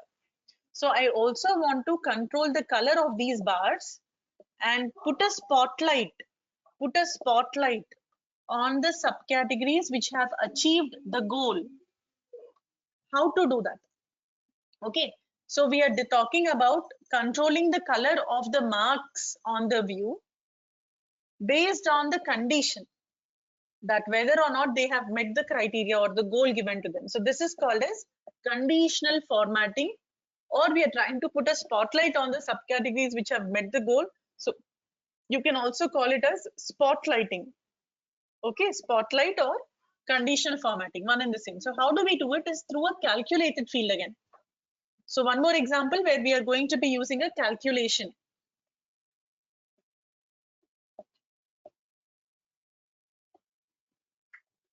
We'll go to analysis option on the menu and choose to create a calculated field. There you can give a name to the calculation. I'm going to call it sales spotlight, or let us say met or missed target, something like that. So if the sum of sales is greater than what is defined on your parameter which you named as cutoff or goal or target, then we will say we have gone above target. Else we will say we are below target and end. All right, what are we doing? We are checking the sum of sales against the goal. If it is above the goal, we are above target. If it is not above the goal, means it will go into the else loop because this condition is not met. It will go into else. Otherwise, what to do? Below target. Please create this calculation, all of you, and use the name that you have given to your parameter over here. Whatever name you have given to your parameter, you use that name there.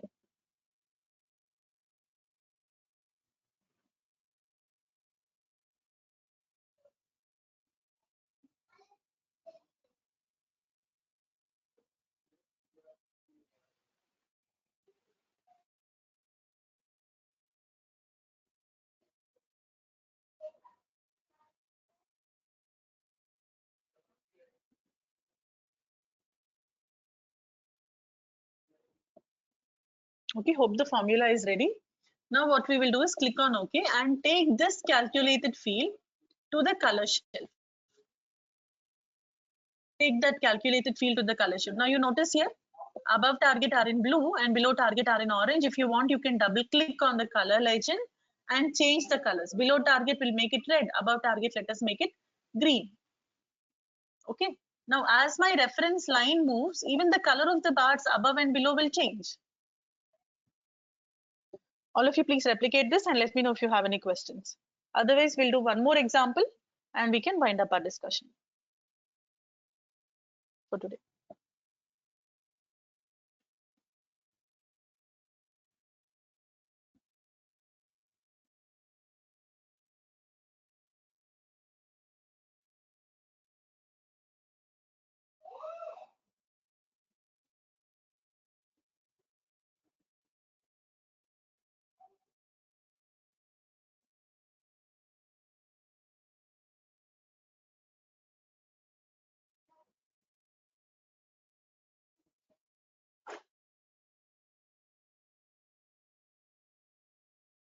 Coding part, yeah, formula I will show. Here.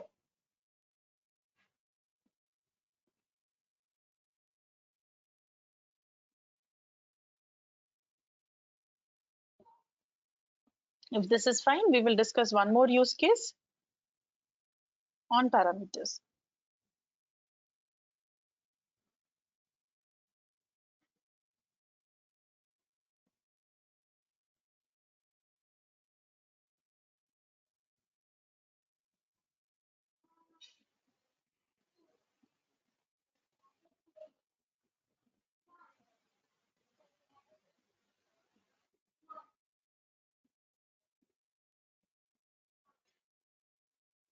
Now, can we create parameters based on some formula rather than directly using value? No, no, no. The values in the parameters are something that you have to hard code. So though the parameter is dynamic, what should be the values inside that parameter is something that we can give only through one of the three options. I'll have all the values or a range of values or a list of values. Those values, you cannot make them dynamic. Okay, Namita? What you specify in the parameter is just like a set of values that you allow. That cannot be made dynamic.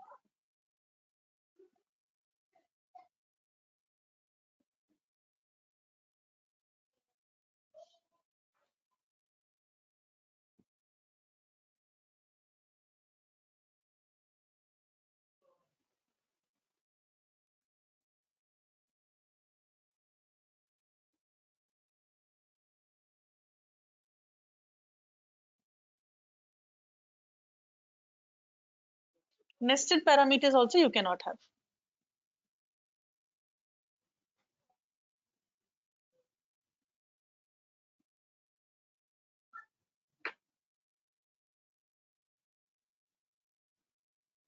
Okay, so now let's go ahead and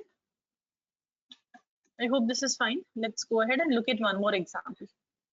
Now, let's say my requirement is this. I would like to look at the, what is it, dynamic measure or dimension, let's see.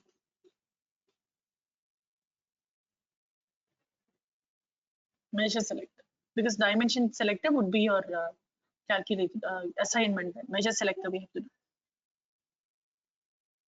No, we cannot give color directly in that part. Even if you give color, you will not get that color. It is text only, Namita, that we give here. You can say above target, instead of that, you can say green. And here you can say red. But just because you have said green and you have said red, Tableau will not give you green and red color. The default it will give you is blue and orange. You have to go and manually edit the color to red and green. Okay, if you want, you can give here green. But that does not guarantee that you will get a green color. Okay, color concept is different. And what you are doing in the formula is you're just segregating the data into two types, above and below target. Now, how you represent it is your choice, right? Here we have decided to represent it through color. Maybe somebody else would want it in a different size, or somebody else would probably want it in a different shape. So, getting it, Namita? Formula is to segregate. Color is something that you manually give. Okay. Now, let us say my requirement is to look at the data for different subcategories. Now, that data could be sales. I may want to look at sales, or I may want to look at profit. Okay. Or I might want to look at quantity, or I might want to look at discount. Now, how do I make that dynamic? How do I make that measure which I would like to see on this graph dynamic? That is the requirement we are going to solve. So the end user should be able to select the measure of his or her choice. Okay, if the user selects discount, we should give a report showing the discount. If the user selects quantity, we should give a report showing quantity. If the user selects sales, we should give a report showing sales. And if the user selects profit, we should give a report showing profit. Now, how do I do that? Okay, we can do it by creating a parameter. How to create a parameter for this requirement? We are not trying to we are not trying to use this parameter as a filter or as a reference line or as a bin, nothing, or in a set. No, it's just a parameter that we are trying to define or create where the end user will be able to choose a measure. Okay, where the end user will be able to choose a measure. Now, how to do that? Just to define a parameter, you will have to click on this drop down icon on your data pane. All of you, please observe. You'll have to click on the drop down icon on your data pane. Here, next to view data icon. Okay, the down arrow. And then there's an option to create a parameter. So when you select the option to create a parameter, now Tableau does not know why you're creating the parameter, how you will use the parameter, what is going to be the data type. It doesn't know anything. That is why it did not freeze the data type. It knows that you're trying to create a parameter, but it doesn't know why and what you will do with it. So you can give any name to your parameter. Let us call it measure selector. Okay. Data type, I will use string. I will allow a list of values where I will allow the end user to select sales or profit or discount or quantity. If there's a new measure that comes up, then you have to include it here manually. Okay. So these are the 4 values that I want to display to the end user on my parameter, current value being sales.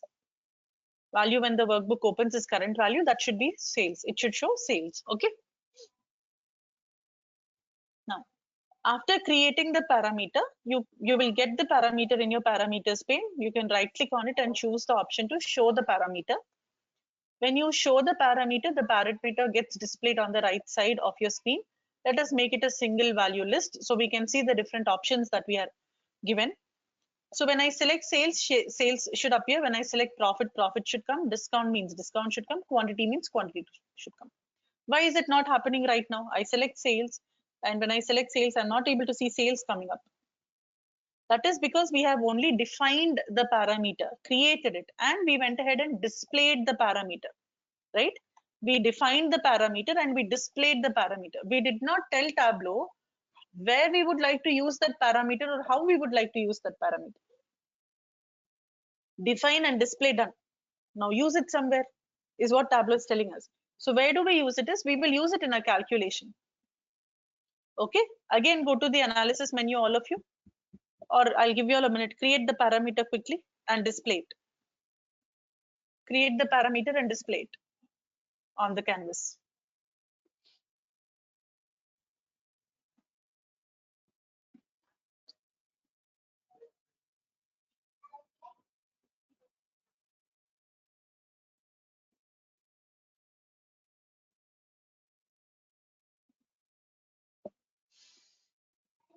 Okay, hope all of you have created this and displayed it. Now we will create a calculated field to capture the value that is given in that parameter and accordingly design the chart. So how to do that? Let's see.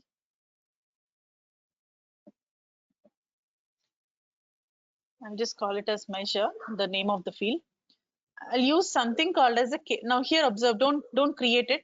I can write multiple if and else if loops. If the value selected on the parameter control, the value on the measure selector is equal to sales, then I can say so show sales only will say. Okay. Else if the value selected on the measure selector is equal to profit, then we can say show profit. Fields from your data source, dimensions and measures, they come up in orange color. Okay. And the parameters will come up in purple color. Else if the measure selector value selected there is equal to quantity, then show quantity. Now this is case sensitive. If you have given capital B in your parameter and given small p here, it will not work. Case sensitive. Okay.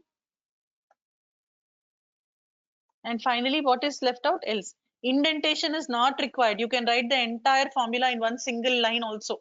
Here, just for clarity's sake, I'm putting it. Otherwise, the only thing left out is discount. So I'll say show discount and end. But instead of writing so many else if things, here is the problem. Discount should be the measure. Okay. Instead of writing so many else if loops, what I can do is I can replace this entire thing with a case statement.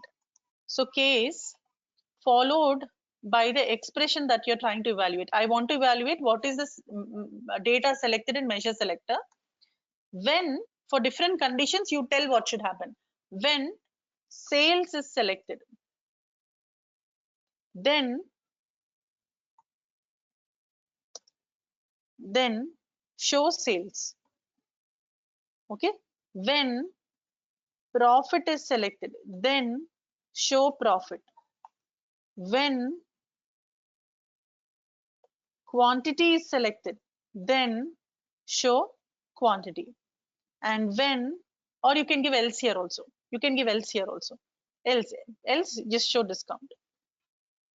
Okay, and end.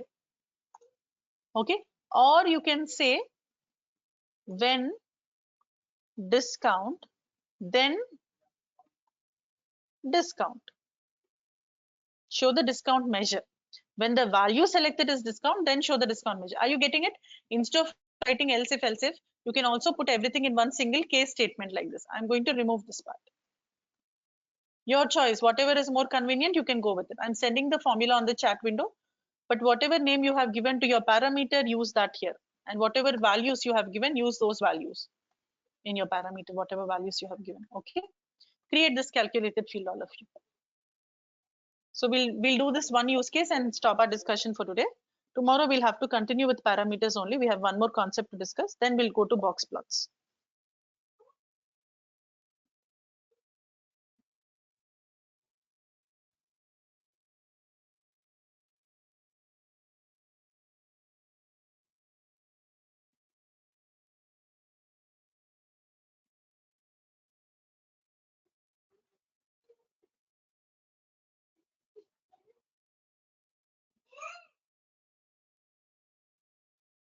Okay, hope all of you are ready with this formula. Now click on OK. Let us take this to the rows shelf. I don't want to see profit as such. I want to see whatever is the data that is selected on the parameter. So I've taken that to the columns rows shelf. Now what is it that I have selected here? Sales. So it's showing me sales. If I select profit, it's going to show me profit. If I select discount, it's showing me the sum of discount. If I select quantity, it is showing me the sum of quantity. Getting it? So the chart itself has become quite dynamic, giving us the measure that we select, data for the measure that we select. Amazing, no?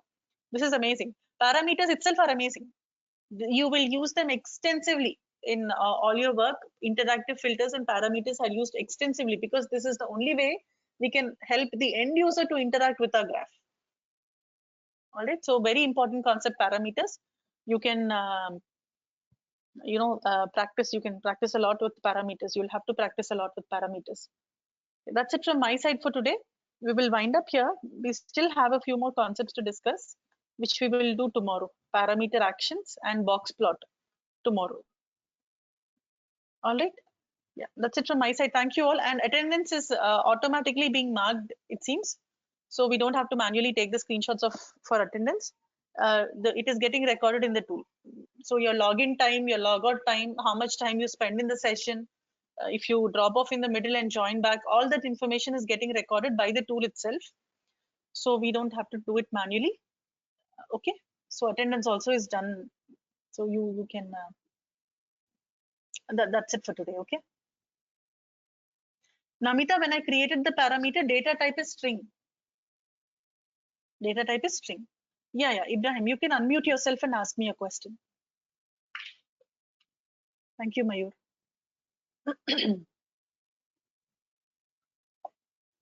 Yes, ma'am. In one of the questions, it's given discount, quantity, sales. So the quantity is coming as a percentage of the bar. Module 3, you're telling? Module 3, the first question, sir. 1 second.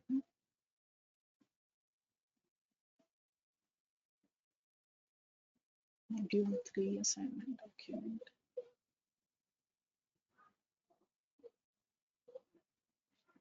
This is text table.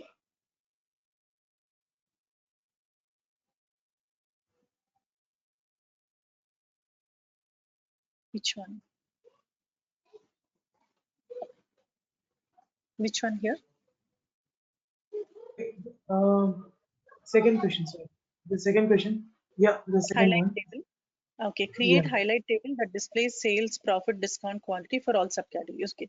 Yeah, if Highlight you the look data at based on the respective measure value. the Tell me. discount one is coming as a percentage. For you, you're getting discount. Acha, here it is displayed as percentage. So you want to show it Yeah, as percentage, you're telling me. Okay. correct. What you do is you format the table to show it as percentage. So we are looking at average discount there. For different subcategories, we are looking at profit, sales, discount, and quantity. Now you're saying discount is supposed to be percentage and average. So first you change this aggregation to average. That will make it average discount. Okay. Now here you have to show it as percentage, right? So you right click anywhere on the graph, go to format and go to the field that you're trying to format, which is average discount, and change this to percentage. And you can put 2 decimal places if you want, or you can reduce the decimal places to 0 if you don't want the decimals. Getting it? So you will get it as percentage.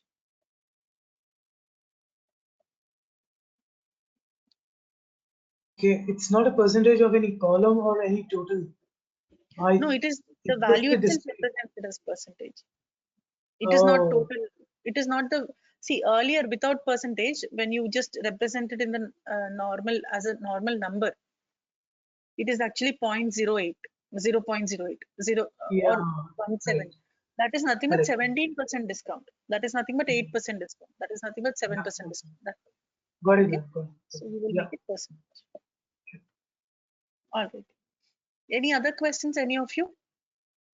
Otherwise, we'll bind up our discussion here and I will log off. We'll meet tomorrow.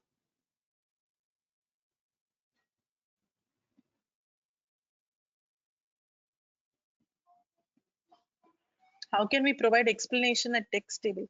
What you do is whatever is it that you are drawing an inference, whatever inferences you can draw, you show it as a caption. You go to worksheet and turn on the caption. Select the option show caption and your inference you just write there. Like if you take the first text table you're telling.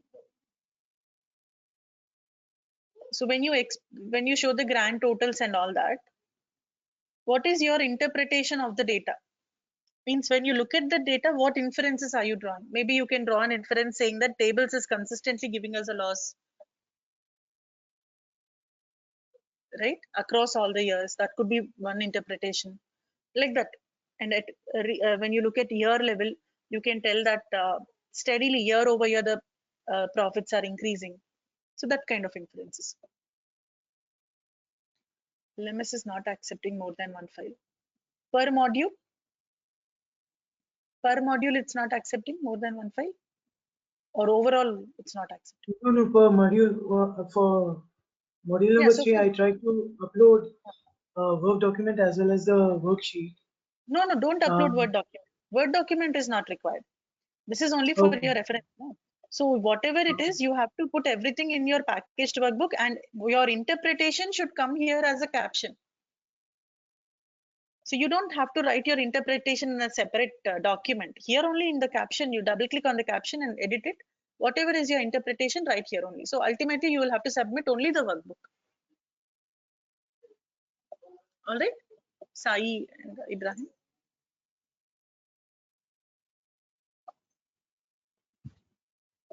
Okay. Okay, all right. Thank you all. I will see you tomorrow for the next session. Bye-bye.